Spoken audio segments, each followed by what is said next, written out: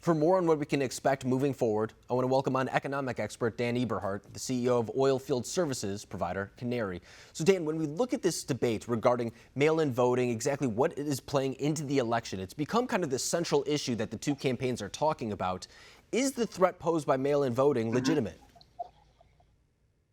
I do think it's legitimate, and I don't go so far as to say that it won't work or it can't work. I think, there's four or five states that have been successful with having absentee ballots or having voting by mail, and most states have absentee voting. But I think that we've really underinvested in this mail voting by mail situation for a really long time. The infrastructure is just not ready to handle all this stuff. So for us to get ready by November is really a huge ask.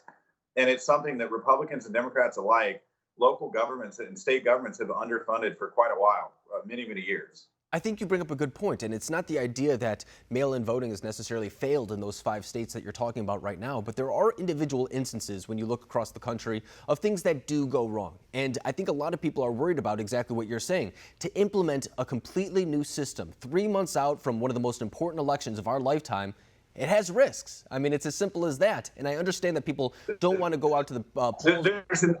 Go ahead. I'm sorry. There's an awful lot of risk here. And what I think people don't appreciate is this is something that you have to get right. You must get right.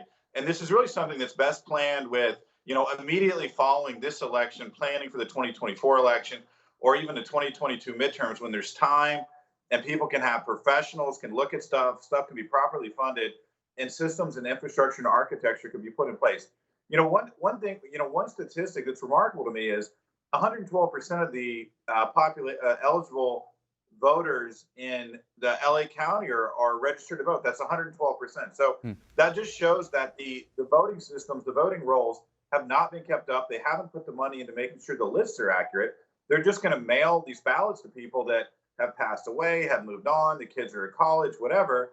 And it just creates an awful lot of room for errors, for illegality, for criminal misconduct, and for who knows what to happen. So I just think that we are really trying to create a jump ball here when it isn't necessary. I think we need a more prudent approach. I think voting by mail is something that requires planning and infrastructure.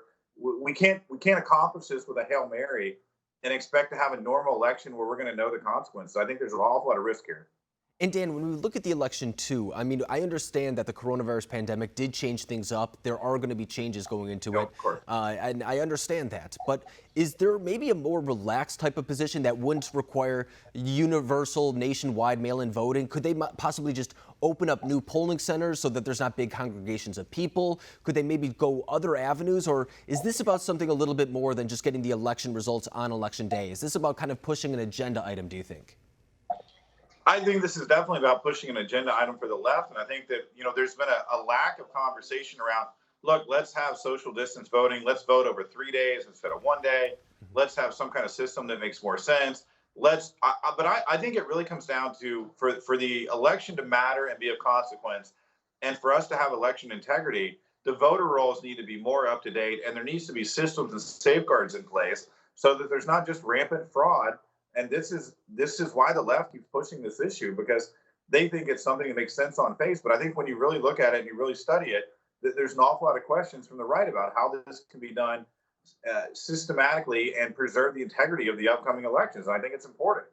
And I just want to stress what you're talking about, too. This idea of voting reform, it's not just coming up during the coronavirus pandemic. In fact, the first bill that House Democrats put forward when they first took back the House, I believe it was HB1, it was this whole idea of expansive voter reforms. I mean, it was something that a lot of the primary candidates ran on. We just heard former President Barack Obama at John Lewis's, when he giving his eulogy for John Lewis, he was talking about the idea of voting reforms. It's at the forefront of the Democratic strategy. They want to register new voters. They want to get new people out to vote. It's not only the big basis between the Biden campaign, but it's even bigger for progressive candidates. That was a huge part of Senator Bernie Sanders' primary campaign as well. So when it comes to this issue, do Republicans need to start kind of countering it if they want to be competitive in future races, whether that means registering new voters or finding out new ways to get people involved?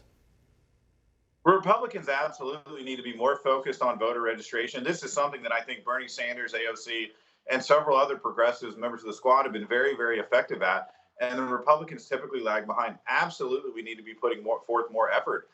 into that on the right. It really bothers me that we are more focused on ideology sometimes and not these mechanics of turning out voters and registering voters. And I think the Republicans get their clocks cleaned in some elections because we don't put forth enough effort to get people registered and to get our voters out. And I think it's alarming, and it's something we need to put more time and more emphasis into the mechanics of the getting out the vote and not just on the ideology. No, I think you're right. I think that a lot of the leaders in the Republican Party have to realize that it's about more than having this conversation once every 2 or 4 years. I mean, I think that, for Yeah, example, it's not enough. yeah, exactly. And I think, for example, having the primary with President Trump, even though that he didn't have a good challenger, I think it was still a good opportunity to get people out registered to vote in those areas too. I think that was one step that was good, but I think it's something that they can continue doing on a daily basis, because oftentimes when I'm talking to individuals about voter registration, they're private individuals who are doing it themselves. You don't hear too much of a focus from Republican leadership the same way that you do from, as people you were mentioning, Senator Bernie Sanders or Representative Ocasio-Cortez, who are very good at exciting the base, getting people out to vote. And that's something that the Biden campaign needs to figure out too as well, because they don't have that same enthusiasm. But Dan Eberhart, I appreciate you coming on the show tonight and breaking down the election for us. Thank you.